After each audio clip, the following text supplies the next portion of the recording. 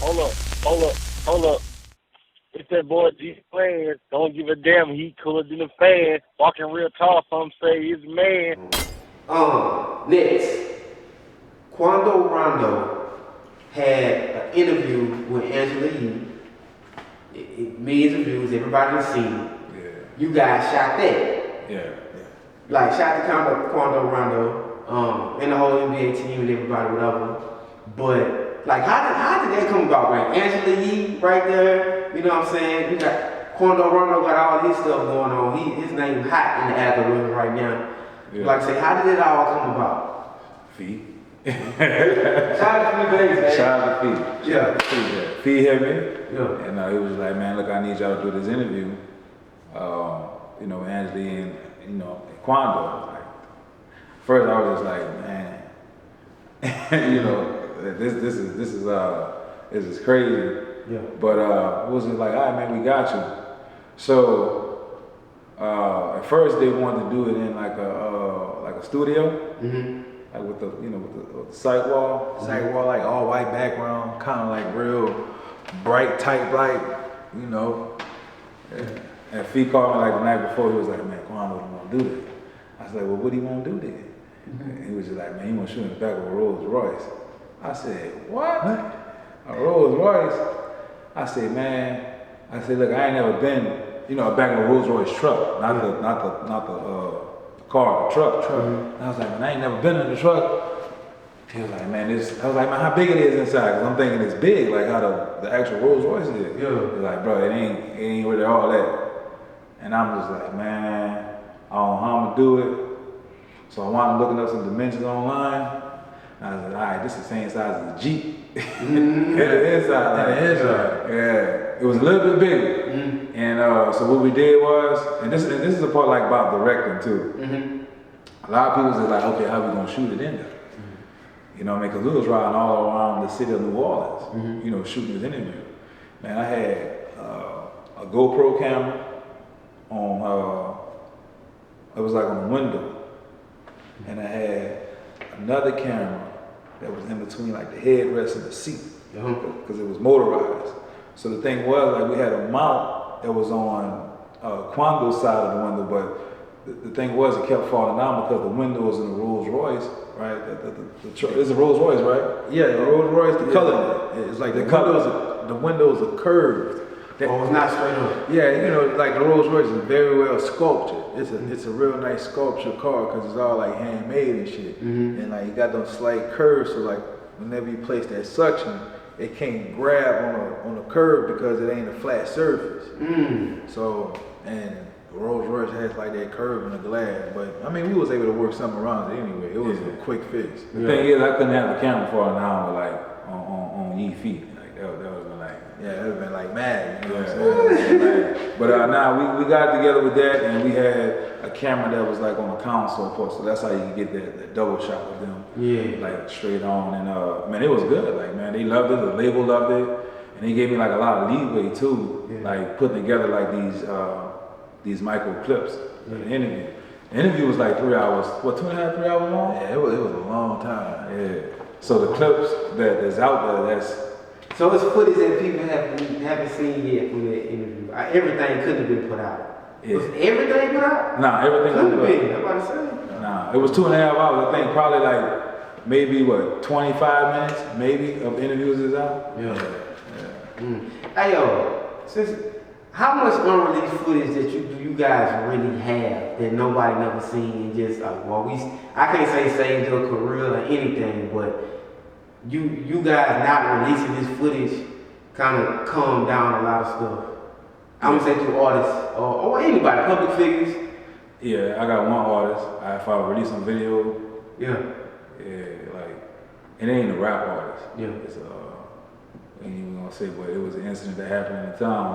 Yeah, and I ain't nobody. Like I'm not in no street. Like I'm a schoolboy. Like I don't do no street shit. Yeah. You know what I'm saying? But I'm street. I'm from the hood. Yeah. You know what I mean? And my homie had came down and hit me, was like, man, like I'm coming to town, got a little show. All right, cool, I'm gonna pull up. You know what I'm saying? You cool people. Yeah. He had said some shit and the town didn't like it. Mm-hmm. was on that boy ass. Dang, so you just kept it, you ain't put it. Yeah, I kept it because like the stuff that he said, like it really could have crushed him at the time. Yeah. But you know, I don't rock no games. Like, my focus was just on like, you know, getting home and out of there because you know it's just him and his manager and the driver. It's 3 people, and they, you know, you got the whole east side, west side of Houma on his boy ass. You know what I mean? And I just, that was a situation to where like, you know, if I were to release that footage, like people could have been like, man, you know, you did. You should have, you was wrong for stepping in, but. Hey, I got interviews I never put out. I got stuff I ain't never put out, so I get it, man. That's just being a content creator or a cameraman. Sometimes you gotta make that executive step, like, no, I'm not gonna do that, cause I ain't trying to mess up nothing, so I get it. Moving forward, y'all shot OG3 video too. Y'all shot a lot of the NBA gang and everybody else like that, but I like 3, cool guy. How was it like working with him? Man. 3 cool. Like, I think 3 is one of those guys, he real cinematic. Yes. You know, like, he's real cinematic. You know, he wants to, he expresses like, oh man, you know, I want to, he wants to like have that like that movie type of like music video. So, you know, that real movie stuff. So I think of him as like being an actor probably one day. I can see that with him. Y'all might want to do it. Speaking of acting, trying to come up, you know what I'm saying? That's a movie that you guys done. Yeah. You know what I'm saying? It's out Amazon Prime. Y'all make sure y'all go watch it. Trying to come up. Explain, like, how did you guys come up with that? You know, get involved. How did all the actors come about? Stuff like that. How did y'all? Man, I'm gonna tell you this, dog. It was actually through Kid. So Kid. Kid? Yeah. New Orleans Kid. Yeah. So I was shooting a video with my partner Shorty. You know, he from New Orleans too.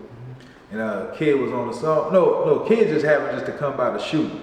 And I was just telling Kid after the shoot, cause we just like chilling and shit at the crib. I was like, man, so Kid, man, you gonna start doing more acting and shit? Cause he was in Power. Yeah, Kid was in Power. So, and cause you know, Phil had put everybody on, like, you know, I guess he put everybody who he had on the label in Power, which makes sense, you know what I'm saying? Yeah. Like, you know, y'all eat. So I was like, Kid, man, you gonna do more acting? He was like, I don't know, you know what I'm saying? But like, it was more like, yeah, he open to it. I was like, man, you know, I'm trying to shoot a movie. He was like, oh, for real? He was like, yeah. So like, literally, like a week later, Kid called me. He was like, yo, my partner Nat, he gonna call you and he wanna talk to you about a movie script. So bam, that's how that shit happened. Damn. Like literally, like that's how that shit came about. It was from Kid. And shout out to Kid too. Like, who's all, for the people who don't know, who's all involved in the movie when it comes to acting, extras, or whoever helped you guys put it all together, writers? Oh shit, Nat, man. Nat Cooper wrote it. Nat Cooper wrote it, and executive producer, like, yeah. He got like most of the actors. Yeah. And he got the location, like Nat really did his stuff, you know. And we just came with, on the production side, like making sure that we could have the crew to kind of, you know what I'm saying, put everything together. So on the filming side and everything like that, just making sure like we get what we was trying to get, because originally it was a web series. So this, like what you watched was just basically like a whole web series. And you know, at the time, like that's what Nat intended it for it to be. But you know, just coming together and putting together that, like all that was. And it's an independent film, correct? Yeah, independent. And it's on the first 90 days, but it did like over 10 million minutes on Amazon. Yeah, 10 million minutes watched.